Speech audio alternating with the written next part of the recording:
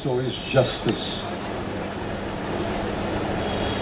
Every Lok Sabha തെരഞ്ഞെടുപ്പിലേക്കുള്ള കോൺഗ്രസിന്റെ പ്രകടന പത്രിക പുറത്തിറക്കിയിരിക്കുകയാണ്. അതിന്റെ ദൃശ്യങ്ങളാണ് നമ്മൾ കാണുന്നത്.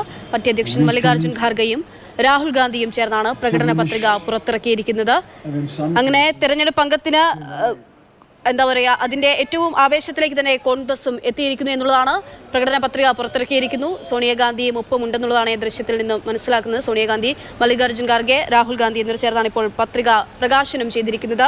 അനൂപ് ദാസ് വിവരങ്ങളുമായുണ്ട്. അനൂപ്, സ്ത്രീകൾ, ആദിവാസികൾ തുടങ്ങിയിട്ടുള്ള 5 വിഭാഗങ്ങളെ ഊന്നൽ കൊള്ളിച്ചുകൊണ്ടുള്ളതായിരിക്കും വാഗ്ദാനങ്ങൾ എന്നുൾപ്പെടെയുള്ള കാര്യങ്ങൾ നേരത്തെ തന്നെ ലഭ്യമായിരുന്നു. അത്തരത്തിലുള്ള വിവരങ്ങളൊക്കെയും ഈ പ്രകടന പത്രികയിലെ പ്രധാന വാഗ്ദാനങ്ങൾ എന്തൊക്കെയാണ്?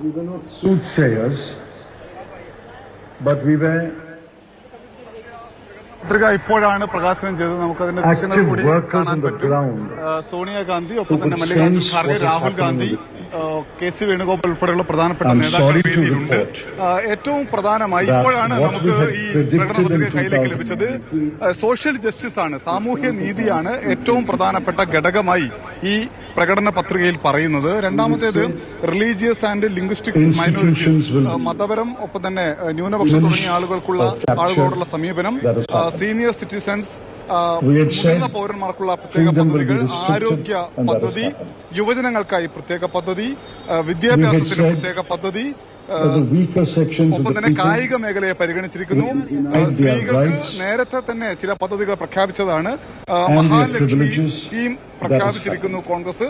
അതിൽ പറയുന്ന പ്രധാനപ്പെട്ട കാര്യം, ഒരു കുടുംബത്തിലെ ഒരംഗത്തിന് 1 ലക്ഷം രൂപ വീതം വർഷത്തിൽ നൽകുന്ന പദ്ധതിയാണ്. അത് ഈ നേരത്തെ തന്നെ പ്രഖ്യാപിച്ച പദ്ധതിയാണ്. ഇപ്പോഴും പ്രകടന പത്രികയിൽ പറഞ്ഞിരിക്കുന്നു. ഒപ്പം കർഷകർക്ക് വേണ്ടി പ്രത്യേക പദ്ധതി പറഞ്ഞിട്ടുണ്ട്. ഒപ്പം ഫിഷറീസ് ആൻഡ് ഫിഷിംഗ് കമ്മ്യൂണിറ്റീസ്, അതായത് മത്സ്യബന്ധന തൊഴിലാളികൾക്ക് വേണ്ടി, ആ സമൂഹത്തിന് വേണ്ടിയുള്ള പ്രത്യേക പദ്ധതികൾ പറയുന്നു. തൊഴിലാളികൾക്ക് വേണ്ടി പ്രത്യേക ഒരു ഭാഗം തന്നെ പറയുന്നുണ്ട്. 14 ഉറപ്പുകളാണ് തൊഴിലാളികൾക്ക് നൽകുന്നത്. ഒപ്പം തന്നെ ഭരണഘടന സംരക്ഷിക്കാൻ പ്രത്യേകമായ ചില നിർദ്ദേശങ്ങൾ മുന്നോട്ട് വെക്കുന്നുണ്ട്. ഭയത്തിൽ നിന്നുള്ള സ്വാതന്ത്ര്യം ഞങ്ങൾ ഉറപ്പു നൽകുന്നതെന്നാണ് കോൺഗ്രസ് ഭരണഘടന സംബന്ധിച്ച് പറയുന്ന ഏറ്റവും ആദ്യത്തെ ഉറപ്പായി പറയുന്നത്. അതായത് ഭയത്തിൽ നിന്നുള്ള സ്വാതന്ത്ര്യം കോൺഗ്രസ് ഉറപ്പ് വരുത്തും എന്ന് പറയുന്നു. ഒപ്പം തന്നെ മാധ്യമങ്ങൾക്ക് വേണ്ടി ഒരു പ്രത്യേക ഭാഗം പറയുന്നുണ്ട്. 8 ഉറപ്പുകളാണ് കോൺഗ്രസ് അതിൽ നൽകുന്നത്. അത് സ്വതന്ത്രമായി മാധ്യമ പ്രവർത്തനം നടത്താനുള്ള അവകാശം രാജ്യത്തുണ്ടായിരിക്കും, അത് സംരക്ഷിക്കും എന്നുൾപ്പെടെ കോൺഗ്രസ് പറയുന്നു. 8 ഉറപ്പുകൾ നൽകുന്നു. ജുഡീഷ്യറിയുമായി ബന്ധപ്പെട്ട് 6 ഉറപ്പുകൾ കോൺഗ്രസ് നൽകുന്നു. അഴിമതിക്കെതിരെ എന്ന് പറയുന്ന കോൺഗ്രസിന്റെ പ്രകടന പത്രികയിലെ ഭാഗത്തിൽ നമുക്ക് നോക്കാം.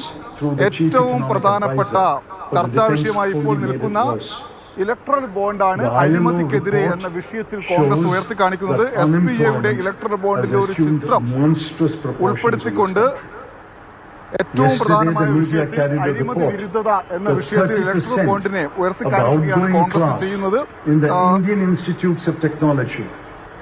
കലയ്ക്ക്, സംസ്കാരത്തിന് ഒക്കെ തന്നെ പ്രത്യേകമായ ഭാഗം പറയുന്നുണ്ട്. സാമ്പത്തിക മേഖലയിൽ പ്രത്യേകമായ 21 ഉറപ്പുകളാണ് കോൺഗ്രസ് നൽകുന്നത്. അതിന്റെ വിശദാംശങ്ങളിലേക്ക് നമുക്ക് വരാം. അൺഎംപ്ലോയ്മെന്റ്, തൊഴിലില്ലായ്മയുമായി ബന്ധപ്പെട്ട് തൊഴിലില്ലായ്മ പരിഹരിക്കുന്നതിന് വേണ്ടിയുള്ള സംവിധാനങ്ങൾ ഒരുക്കുമെന്ന് കോൺഗ്രസ് പറയുന്നുണ്ട്. ഒപ്പം തന്നെ വ്യവസായ മേഖല, അടിസ്ഥാന സൗകര്യ മേഖല, ഫെഡറലിസം രാജ്യം നേരിടുന്ന വലിയ വെല്ലുവിളിയായി ഇപ്പോഴത്തെ ഭരണം മാറിക്കൊണ്ടിരിക്കുന്നു എന്ന് കോൺഗ്രസ് പറയുന്നുണ്ട്. ഫെഡറലിസം സംരക്ഷിക്കാൻ 12 ഉറപ്പുകൾ പറയുന്നു. ഒപ്പം തന്നെ റൂറൽ ഡെവലപ്മെന്റിന് വേണ്ടിയുള്ള പ്രത്യേകമായ 10 ഉറപ്പുകളാണ് കോൺഗ്രസ് നൽകുന്നത്. അതിന്റെ വിശദാംശങ്ങളിലേക്ക് വരാം. ദേശീയ സുരക്ഷ, ഒപ്പം തന്നെ വിദേശ നയം. ശരി.